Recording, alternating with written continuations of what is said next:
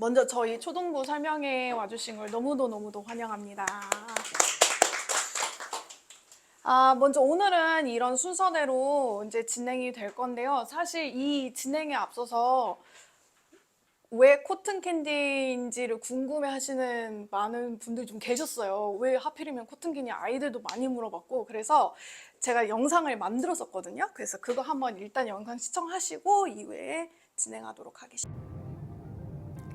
Some parents ask me, why cotton candy English? Isn't cotton candy just for little kids? Well, think about cotton candy. You see it at Disney World, right? It's not just kids who love it. Even adults line up for it. Because it reminds us of joy, of wonder, of stepping into another world. That's how I see English. It's not only a subject, it's a world you can enter. If you can speak it, if you love it, suddenly the world feels bigger. New cultures, new people, new opportunities open up. So, at Cotton Candy English, my dream is for students from kids to teens to adults to enjoy English, to taste the sweetness, and to step into a bigger, brighter world. 그래서 이제 코튼캔디라고 지은 거는 솜사탕이고 막 몽실몽실하고 이렇게 놀이공원이 막 생각나고 아이들이 영어를 배웠을 때만큼은 그렇게 배웠으면 좋겠고 또 그것으로 인해서 더 넓은 세계로 나갔으면 좋겠다가 제 꿈이라서 이제 이렇게 이름을 짓게 되었고요. 먼저 이제 강사 소개까지만 제가 하고 이후에 저희 카일 선생님이 진행을 하실 건데요. 일단 저희 초등부 전담을 하고 계시는 선생님께서는 가장 큰 특징 두 가지가 있어요. 첫 번째는 English Literature, 그러니까 우리로 따지면 국문학을 전공을 하신 거예요. 그래서 아이들이 reading, 특히나 reading material 읽었을 때 되게 좀 세심하게 그리고 꼼꼼하게 보시는 면들이 있어요. 뭐 이 글을 읽었을 때는 아이들이 이런 리딩 스킬을 배울 수 있는데 이 책엔 별로 없는 것 같아요. 그래서 저희가 과감하게 뭐 책을 드러낸다거나 바꾸고 이런 작업을 좀 많이 진행을 했었거든요. 그래서 이제 리딩 머티리얼 할 때 전공자가 확실히 더 발휘를 좀 하시는 것 같고요. 그 다음에 두 번째 가장 큰 특징은 초등학교에서 근무를 하셨다라는 사실이에요. 그리고 그것도 장기 근무자. 이게 장기 근무자라는 게 중요한 게 왜 그러냐면 사실 이 어학원에서 근무를 했다는 이제 저랑 같이 일을 한 경력이거든요. 근데 사실 굉장히 큰 대형 어학원이었기 때문에 대형 어학원이면 어학원일수록 레벨이 어떻게 해야 돼요? 더 세분화가 돼 있어요. 그래서 선생님이 그 레벨을 위해서 내가 이걸 어떻게 재밌게 이끌어 날까를 사실 고민하실 필요가 없어요. 어학원 선생님들은 기존의 커리큘럼들이 있기 때문에. 근데 초등학교는 달라요. 왜요? 모든 아이들이 다 섞여 있어요. 아주 성인반부터 하위급반 아이들까지 다 이게 섞여져 있기 때문에 이거를 1시간을 온전히 끌어가시려면 아마도 많은 연구를 하셨으리라 생각이 됩니다. 그래서 그 덕분에 사실 저희 초등부에서는 많이 어렵다. 어려우면은 이제 사실 선생님의 말을 잘 못 알아듣겠어요 라는 피드백은 나오긴 하지만 수업 자체가 재미가 없어요 라는 말은 저희가 들어보질 못했거든요. 그래서 그렇게 좀 많이 잘 발휘를 하시는 데 있어서 이 경력이 톡톡히 발휘를 하는 것 같습니다. 그 다음에 이제 원장의 역할을 하고 있으면서 초등부 아이들을 이제 제가 서포트하는 역할을 담당을 하고 있는데요. 이제 저 역시도 계속 티칭을 해왔었고, 특히나 제 이력은 조금 특이해요. 이력 자체가 유치부부터 그다음에 초중고, 그다음에 이제 성인기 학생까지 이제 다 만나본 경험이 있다 보니까 이 경력으로 하여금 학습자별로 그 시기별로 뭐를 배워야 되겠구나, 그리고 어떠한 학습 태도를 배워야 되겠구나, 그런 것들을 제가 아이들을 잘 이끌어내 줄 수 있겠구나가 이제 저의 가장 큰 자신감이다 라고 말씀드릴 수 있겠습니다.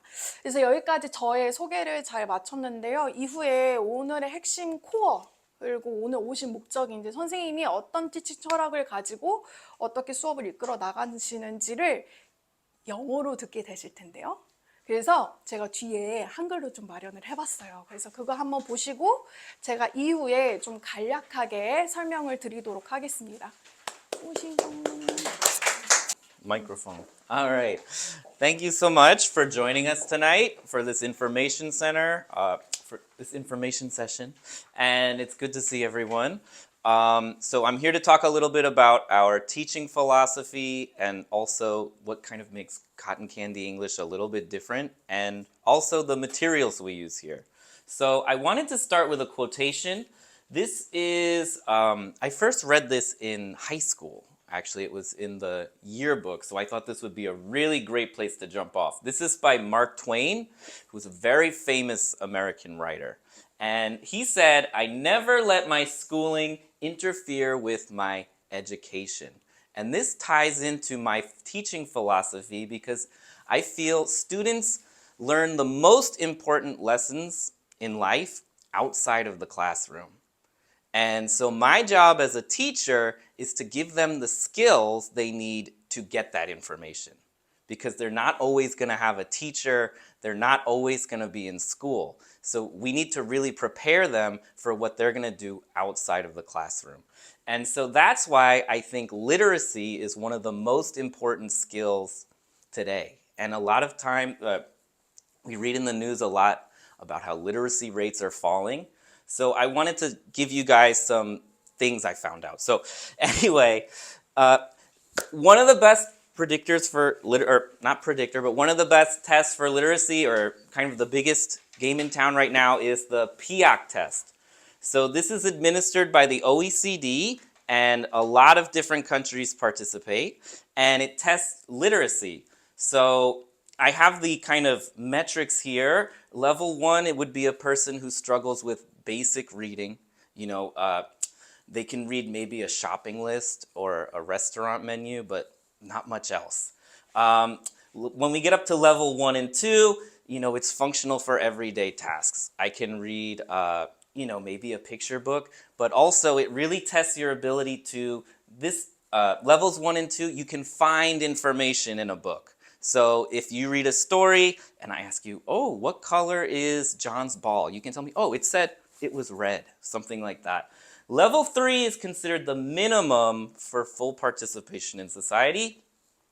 This is where we get into making inferences. So, Bob dropped his ice cream. How does Bob feel? A person at level 3 can tell me, oh, he would be sad, right? Level 4 and 5 is where we get into the advanced and critical skills we need for college and for academic success, also professional success. So this is kind of the OECD literacy test. It is a little bit different, I will say.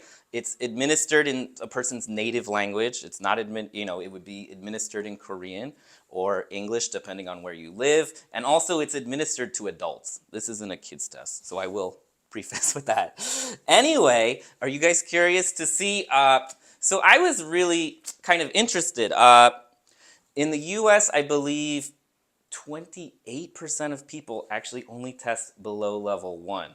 But I wanted to show you the results here. So I have, this is the kind of international results here. And this is the OECD average. And then we can see Korea's here at 249. So a little bit below the international average. And according to this OECD survey conducted in 2023, 31% of Korean adults scored at level 1 or below. So this is clearly a kind of a blind spot in what kids are doing these days. And actually only 6% scored at level 4 and 5. That's what I believe is what makes us a little bit different. We put a very heavy focus on reading skills. And you might ask, what are reading skills? Well, reading skills go beyond the text. So it's not how many vocabulary words you know. It's not how, you know, how many books, I mean, it's tied to how many books you read, but it's not about vocabulary. It's not about practicing or memorization or any kind of skill like that. It really breaks down to, this is just a small sampling. There's many more, but the things we practice in class all draw from these. So the ability to paraphrase a story. If you read a book, can you tell me about it? If comparing and contrasting, so taking the ideas from one story and putting them into another. How are these stories different? What's the same? All right, can you talk about what you read? Draw inferences, like I said before. Even if the author doesn't write out what is happening in the story? Can you figure out what's going on? The themes of a story. What you're reading, what does it mean? And then also making personal connections to understand the context. So how does the story relate to you? How is the story a part of the bigger context?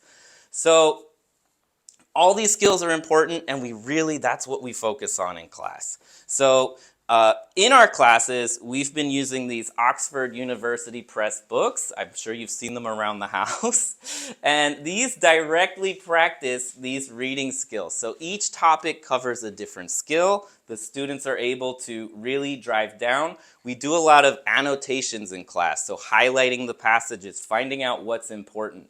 These passages also are a little bit longer compared to the other books we've tried, and they have interesting stories and topics that every one of these books is from like within the past 5 years. So all the information is current. There's not a lot of old, boring things in there. And also, these books cover a lot of different projects. So there's a diversity of activities. We're always doing something different in class. Thank you so much for coming again.